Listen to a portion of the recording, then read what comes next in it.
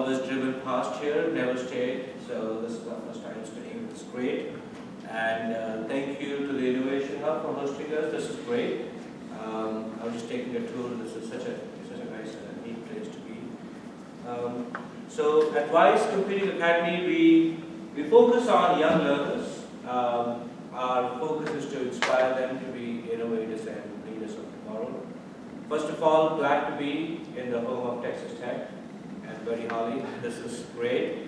Studying hard that I started doing some research just to try to know more about Lubbock and found there were so many interesting things going on here. So many vineyards, wineries, huge music stuff going on. Of course, there's Texas Tech here as well. So let me start. So the future is coming. The question is, will our children be ready? Who here has not heard the acronym STEM or STEAM? Show of hands. Everyone knows STEM. Cool. So if you look at this, STEM-related job grew 3 times the other jobs in the last decade. Still, over 2.4 million STEM jobs went unfilled just last year. And on top of that, minorities and women are deeply underrepresented in this field. I did not show those numbers here, but if you look at minorities, they are less than 5%.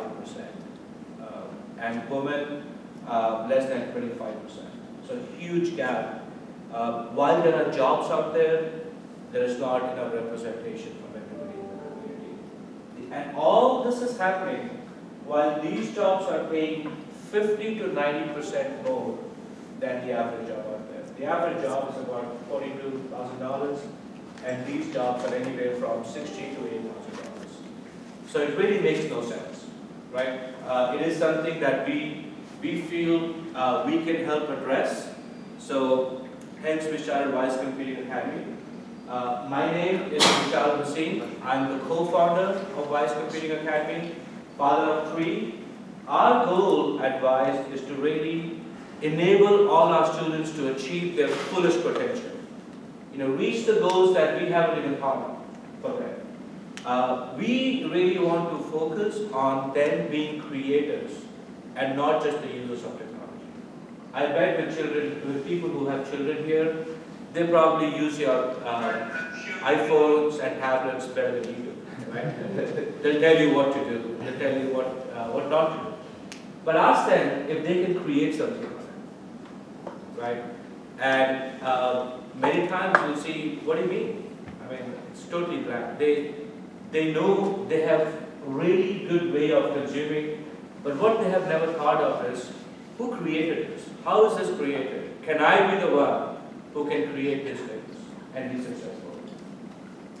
I've had over 23 years of experience in the IT industry. I used to be a senior director at Sabre.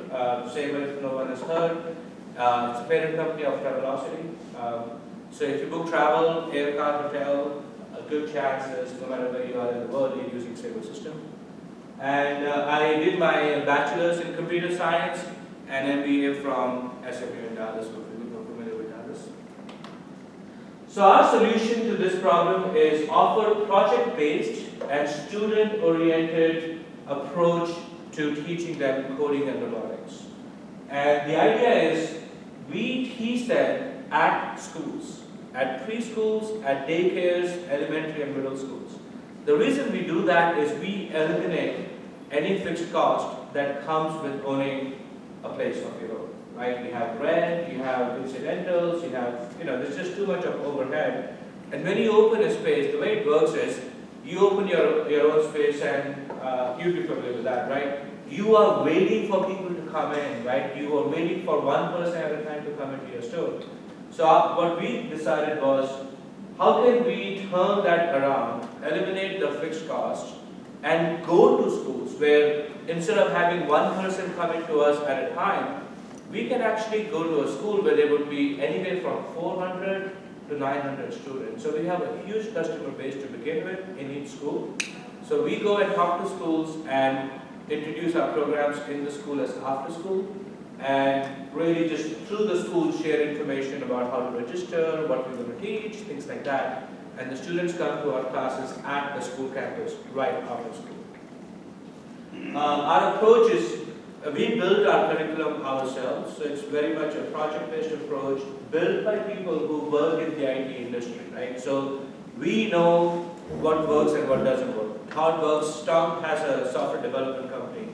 You know, it's not easy. It seems very easy from outside, but it takes a lot of things for anything to happen, right? So what strategies, what patterns have actually worked, we try to bring them in. Things like design thinking, things like agile development, things like iterative approach, things like creative design process, right? So everything we teach to our students, they start with those approaches, and they build projects from day one as they come to our classes. The last thing is, since we are at after schools, it offers a flexible schedule to our owners, and it also offers a flexible schedule to our teachers, so that it's not an 8 to 4 or a 9 to 5 job, right? You select, if you are the teacher, you select what schools you want to go to, what times you want to go to.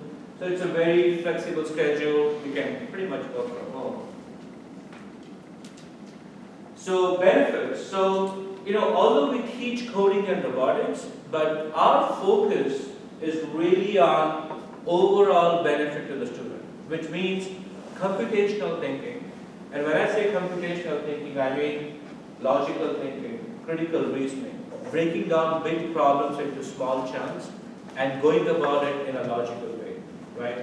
And also collaboration, working as a team.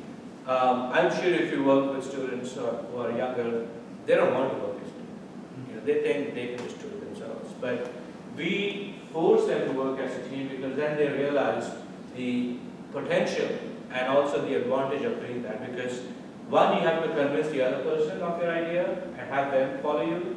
Two, you learn from them. And people that you've gone to colleges, that you learn more from your peers than you learn from your professor or your teacher.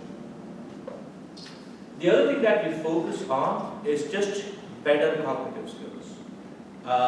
We've seen that students have a much better focus, much better hand-eye coordination, and are just better at putting attention to a project that is longer running. What we've also seen is students who are dyslexic, students who have ADHD, they do extremely well with our project-based approach because they are doing something that they like to do. So they are there for a longer duration of time. And I've heard this direct feedback from the parents saying, my child dresses up for your summer camp every morning.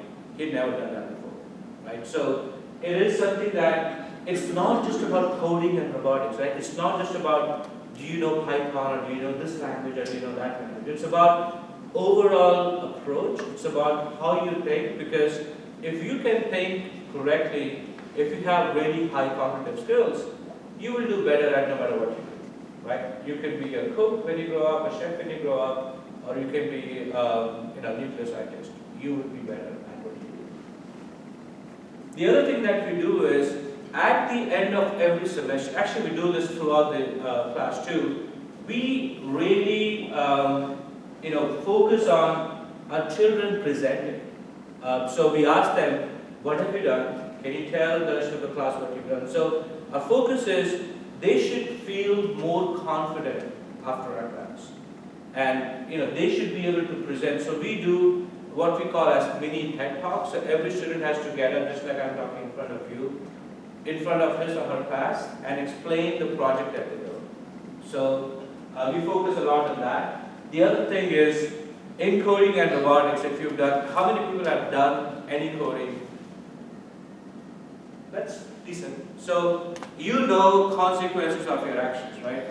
If you take shortcuts, it doesn't really work out. So they learn that here. Many times they'll take shortcuts, they'll build a robot that does nothing. So they have to start from the beginning, right? Which is good, because that's how life is, right? So, and then the reason schools love us is because we are giving students a chance to apply or enhance the STEM learning that they're doing at their school, right? So our business approach, is we do coding and robotics classes as after school when the schools are open, and when the schools are closed, we do camps. And we also work with Girl Scouts. We also prepare our children for First Lego League, which is a robotics competition, which I can talk more about later. Market validation, we are in Dallas-Fort Worth currently, and we've taught over 6,000 students so far. And we are actually here in Dallas and suburbs. What we want to do is we want to grow in and around Texas initially, and then eventually to the rest of the country, North America. So we are currently offering franchisees, and we are looking for franchisees here in Lubbock. I've been visiting many towns in Texas just to sort of share information about us. So we're really looking forward to meeting like-minded people who would like to replicate the success that we've had in Dallas-Fort Worth. And these are some of the benefits, and I can talk more in Q&A about that. Since I'm running out of my time, I can see that. And how do we support our franchisees, right? Just like anybody, if the franchising business is really a business where you're not by yourself, but you're doing it for yourself. So you always have help from us on how to do the business. So you have an approach, you have a model that has worked. Your approach is to really replicate that model in the hometown, in your hometown, and achieve the same level of success. So with that, I'll wrap up. I know the format of 1 Million Hubs is to also get feedback. So since we are a young brand, and we are a new franchisor, we are certainly looking to scale and enhance our brand. And I'd be very interested to know, what your feedback would be. What things can we do better? I'm sure there's a lot of room for improvement with us. So thank you so much, and I'll open the floor for questions. Yes, sir. One of the first points you made was about an underrepresentation of women and minorities in STEM fields. What about your student makeup? How does that demographic look? Very good question. So we go to various schools, and it really depends on the school because there are different communities. But we see a good, healthy, our goal is 50-50, girls to boys. We see in some schools we get to 50-50, in some schools we don't. In one school, I'll give an anecdote, in one school in particular, we were at 25-75. And I actually went and talked to the principal, who happened to be a drama major. And I said, hey, we have an idea of how we can increase the participation of girls. And the way we did that was, one semester we just focused on fashion and design via coding. And we saw 95% of girls signed up, and there was one boy who signed up. So we fixed that problem that way. But our huge focus is on getting girls in STEM. There's a huge focus on that. And the kind of projects that we do, and we've learned this over time, where we bring more art and craft things in robotics as well. So it's not about STEM, it's about STEAM. So we also bring a lot of art aspect to our approach, to our projects, so that girls feel like this is something it's for them. And in almost all cases, when girls come in, and we have videos on our YouTube channel, and I wish I could show that to you. Girls are like, I didn't know you could do this. And they just never thought of it. And many times, even the parents are like, my son would like this. And I'm like, why? Why wouldn't you? You're not a parent, right? You should let her try. So we have a huge focus on that. As far as the mix from racial backgrounds, we try our best to be in every school that we can be. If there are opportunities for scholarship, we give that as well, just to make sure we can get as many students as we can. But we always look for help from corporates to fill in the gaps. For example, if you can give, let's say, 50% discount on our fee, maybe 30-20% can come from a corporate sponsorship. Right? So we always look for those opportunities as well. So what are you using to teach coding? Like what kind of tools are you exposing the kids to? So these are various things that we teach. So our approach is for younger children, we start with block-based coding. What block-based coding does is it eliminates all the issues that come with text-based coding where you have syntax issues, you wanted to do a colon, you did a semicolon, and the compiler gives you 100 errors that make no sense, right? So with block-based coding, it's the same logic. Everything is same, but it's blocked. So the syntax error issues goes away. So we use block-based coding for younger students. What we also do is we use hooks. What I mean by that is, Minecraft is great. Everyone plays Minecraft, right? Drones are great. People love drones. They are really cool things to do. So 3D printing is great. 3D modeling is great. So what we do is we use those hooks to bring the children in.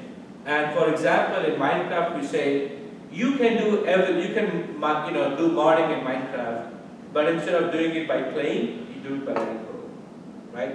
You can make the drone fly and do flips and this and that, but instead of doing it through a joystick, you write the code to do it. So those are the hooks that we do. So we use block-based coding, robotics for younger students, and as they grow and get better at it, we use text-based coding. And for text-based, we use Python, and we also do web design.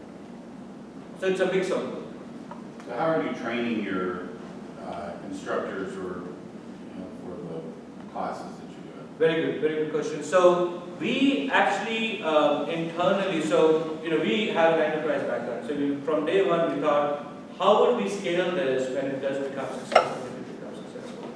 So from day one, we adopted flipped learning. If somebody is in education, they understand the term, right? What that means is everything is well documented. We have videos for those things. So our documentation is focused on the teacher.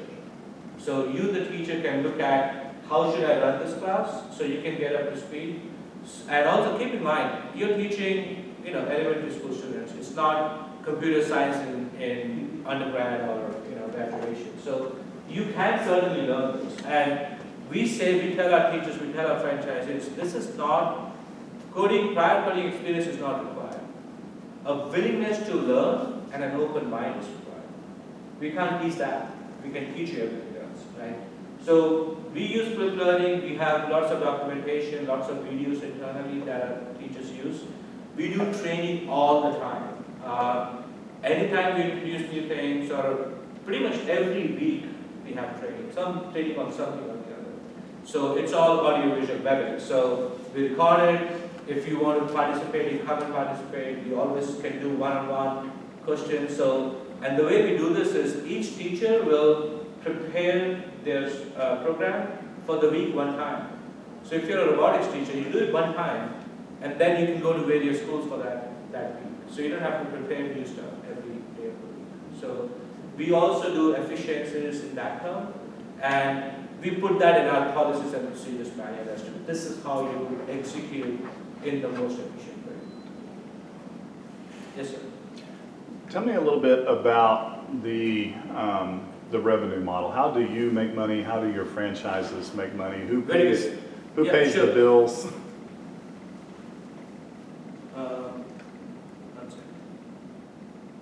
So, first of all, our initial franchise fee is currently at 50% discount, so it's $14,500, so it's 1/4, $14,500. And then on top of that, typically you need about, I would say, $5,000 to $7,000 on initial setup, buy some equipment, things like that. So that's the initial cost.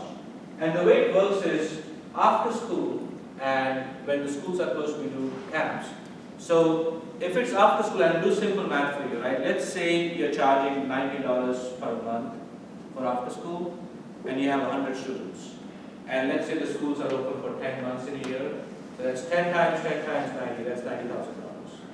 And if you're offering summer camps, let's say you make $20,000. So that's about $110,000 gross. And if you have not 100, but if you have 200 to 300 students, you are basically doubling, tripling that revenue. And the cool thing about this is your fixed cost doesn't go up, right? Your main cost is, if you are the teacher yourself, there is no additional cost. You are doing it yourself. If you are hiring teachers, you're paying teachers for that. Because the curriculum is coming from us. you're using the schools, there is no additional cost, so to speak. And we pay our teachers, teaching assistants usually are the ones who help us out with summer camp, our lead teachers. We pay them anywhere from $15 to $25. Teachers we pay $25 to $40 per hour. And they're usually part-time employees or hourly. So that's how it works. And is it the students paying the tuition? Are you working with schools to, if you're using the school facility, I'm assuming there's some kind of partnership there. Do you try to get the schools to pay tuition? At the end of the day, who's paying, I guess? Sure. In 95% of cases, it's the parents who are paying, right? Our flyer mentions, this is what we will cover, this is the registration link and the payment link. So the parents are paying in 95% of cases. There has been some cases where schools say, we love your program, we want your program to be part of the school makerspace on Fridays, so you come and we'll pay you. So that's sort of on a need basis, but pretty much our model is the parents pay. And to the second question you had, since we're using schools, there must be some revenue sharing model. We actually, many times schools are happy for us to be there because they never had a program like this. But especially for preschools, private schools, we encourage them to actually do revenue sharing. And the reason we do that is we pay them $10 per child per semester, or 10% or 15%, it depends on the negotiation we do. But the reason we want them to get paid is because then they become our marketing partner. And if we can grow the pie, we actually make much more money if we have 40 students versus 50 students, right? Even if you pay 20% of that 40. So we are looking at schools partnering with us, and if they have something in for them, they will do better advertising, right? They will do better selling on your behalf. And if your school principal says this is a good program, there's a good chance you will sign up for it. Right. You have someone, yes?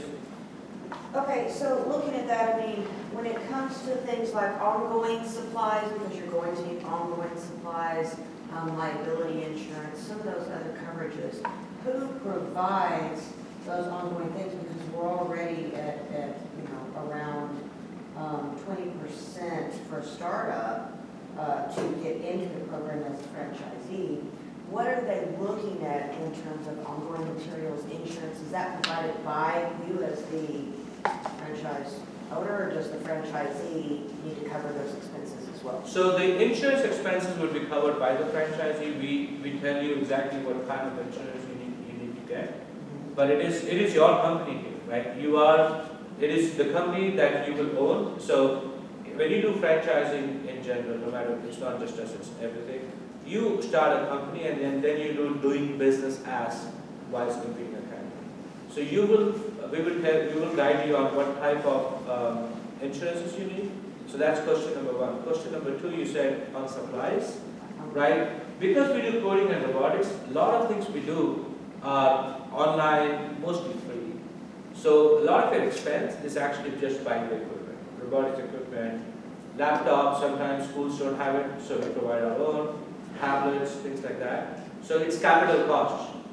These are not recurring costs, right? You invest one time and you can reuse them over a period of time. So that's the initial cost that I was talking about. So let's say you take a franchise and you say, hey, I'm going to do robotics. So you don't have to invest $10,000 first. You don't have to buy drones first, right? You can just buy robotics equipment and start there. Once you start to say, hey, I want to also introduce that, what does it take? Then you can go and invest in that. Yes, ma'am. Do you have zoned franchise areas, or do you limit the amount of franchisees in a specific? That's a great question.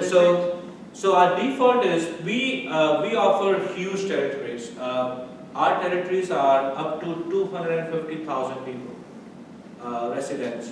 What that does is it gives you 40 to 70,000 students that are addressable market. So 4 to 16-year-old students. So we believe in, if you are successful, only then we are successful. So we offer huge franchise territories. So anytime, I think when I looked at Lubbock, it's 295,000 residents. So that would pretty much be one franchise. Yes. How many franchises do you have right now? Again, great question. So we have our home base, which I call internally Franchise Zero. We have 2 franchises in Dallas-Fort Worth. In addition to that, we have one in Philadelphia, and we are talking to some people in Arkansas as well. So we currently have 3 plus our companies. And you talked about how you do, how you keep the teachers up to date and all of that. And that's proven itself across also franchises which are, so yours, it's you, Right. it's easy, right? You can enforce it. But can you really, does it work when you're looking at franchises which are far away? Because one of the problems with a lot of franchises is retaining quality across, right? Correct. And there's Yeah. enough, there's those which manage to do it by enforcing very strict rules, and there's those which were way more relaxed, and years later, you know, if they didn't go under, they rebought everything and redid it again. Can you retain that quality? So if somebody opens a franchise somewhere, can you actually be sure that he does all this training and keeps up? Because if I'm in Philadelphia or somewhere else, I'm Right. not going to be driving to Right. once a week to Dallas. No, there. and almost all our training is online, so it doesn't really matter where you are. But your question is extremely valid. How do you keep the quality, right? I think that's, how do you make sure somebody in Philadelphia is doing exactly what you're doing in Dallas? So, and that's an issue with any business, any scale, in any business that you scale. And that's a very valid question. The only way we can do that is putting checks and balances in place, right? So what we do is, we say, if you taught our franchisee and you bring a teacher on board, we want to make sure that your teacher has done X, Y, Z. You give yourself, once they've done that certification, send that information to us. And part of that is questionnaire. So there are checks and balances in place to make sure they've done the basic training. And then it's really up to Todd to make sure that his teachers have done that here and are maintaining the quality. And we will do spot checks, audits, things like that. But we will be working through hard on ensuring that. And we will come here, a few times a year just to make sure everything is going okay. But the idea is have a process in place to have checks and balances. It's a hard problem. By no means it's easy. Yeah.